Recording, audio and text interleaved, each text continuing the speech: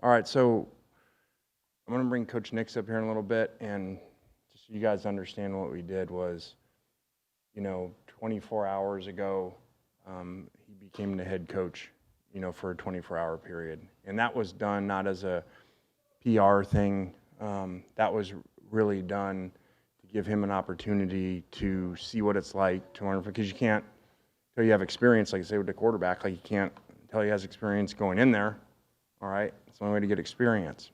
So, and it really, I remember my dad telling me a long time ago, be very grateful for what you have, because this is really not this has not been a good profession at all for minorities.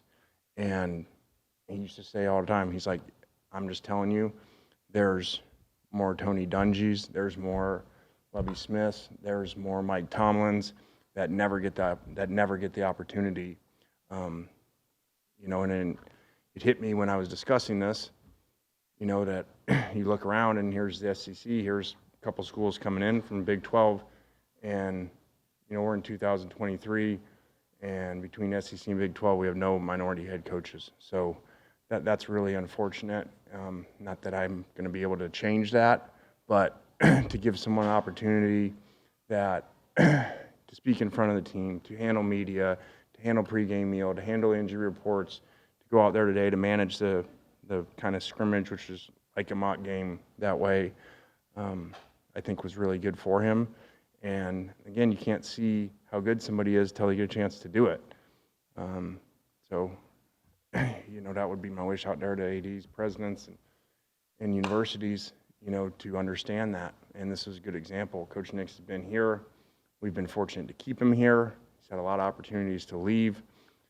Enjoyed working with him. He's done a great job. And then today you saw a whole nother level out of him, of his intensity in meetings last night, pregame meal with the players, handling depth charts, doing everything. I was inspired by listening to him this morning, talk to the team. So it was really cool to step back, be able to see that. And, I just hope coaches like Coach Nix in this profession, black coaches that, don't get opportunities, start getting opportunities, because it is ridiculous. We're talking about two major conferences right here in this area, and when whatever it is, 80% of our players are minorities, but we got all white coaches. It's really a system that needs to be fixed. So, Coach Nix.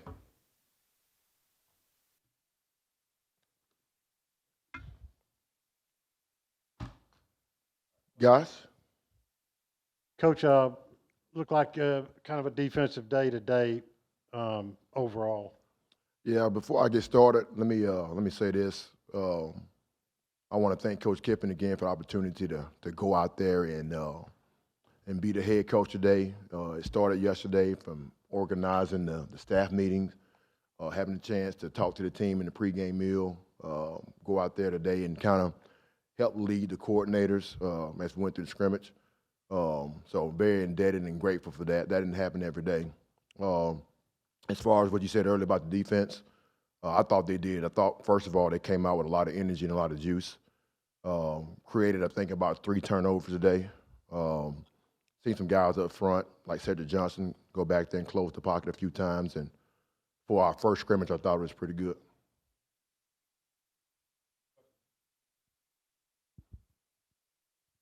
What have the last 24 hours been like for you? Well, I'm going to tell you, at 3 o'clock in the morning, I had to remind myself now, hey, this is just a scrimmage now. I couldn't sleep. And actually, when Coach Kiffin gave me the news probably earlier that day, the initial thought was pumped up, excited, got in the staff meeting room and had what I wanted to say, but voice crackling probably because these are my peers. But got a chance to regroup with the coordinators and, hey, let's put together a plan of what we want to do. Got a chance to sleep over it, got up this morning, went back through it again, and, felt like, being at home. Obviously, I got a lot to learn, but an awesome opportunity.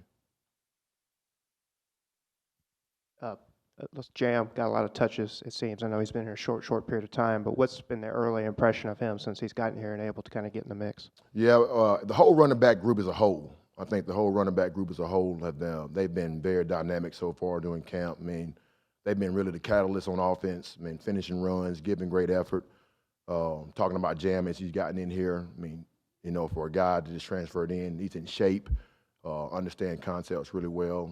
You notice automatically the quickness of his feet, and he can get to top speed and accelerate in a hurry.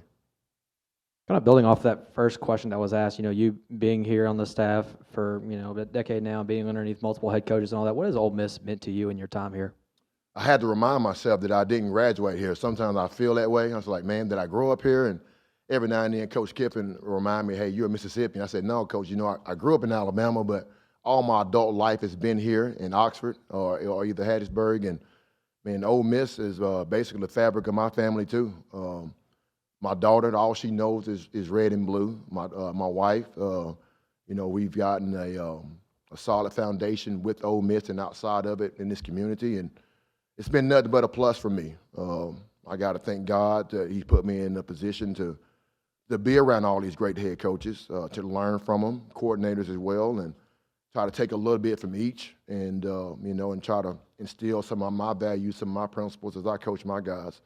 So I got to say, Ole Miss has been awesome to me.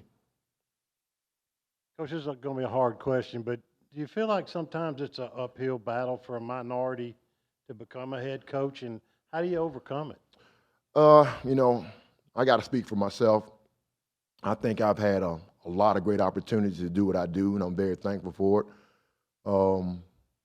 Only way you overcome it, you got to have guys like Lane Kiffin to give guys opportunities. It's not a true preseason game, but this is the closest thing we can do, and you see it happening in the NFL right now, and guys getting opportunities to kind of showcase just other skill set, other assets that they bring to the table, and I think as time go on, I think the door will continue to open up wider and wider, and what I've kind of told myself, I would love to be able to get to the highest level and be able to do that, but it's not a deal breaker. Control the controllables, the task you're given, do it to the best of your ability, and let the other things fall in place. Your specialty, obviously, is wide receiver. Go over how the wide receivers have done in this first week and where you see them in the progression. I've been very pleased with them overall, especially with some of the new guys that have transferred in, mixing with some of the guys that have come back. I think these guys have shown me that their willingness to work over the summer and doing a lot of things on their own, first of all, whether it be catching jugs, coming back and get extra film work, going into practice right now. These guys, in my opinion, they've got a good start, but I'm very pleased with what I'm seeing so far. That's what I'll say for now. Coach, what did you learn today and in the time leading up to today? What did you learn? The biggest thing, to be a clear communicator. That is what I felt out there and in between that scrimmage. Making sure that you go back through the plan with a fine-tooth comb, making sure that all the coaches are on the same page. And I had to learn not to just be a wide receiver coach, look at the other side of the ball, look at the other positions, and you got to kind of be there for everybody.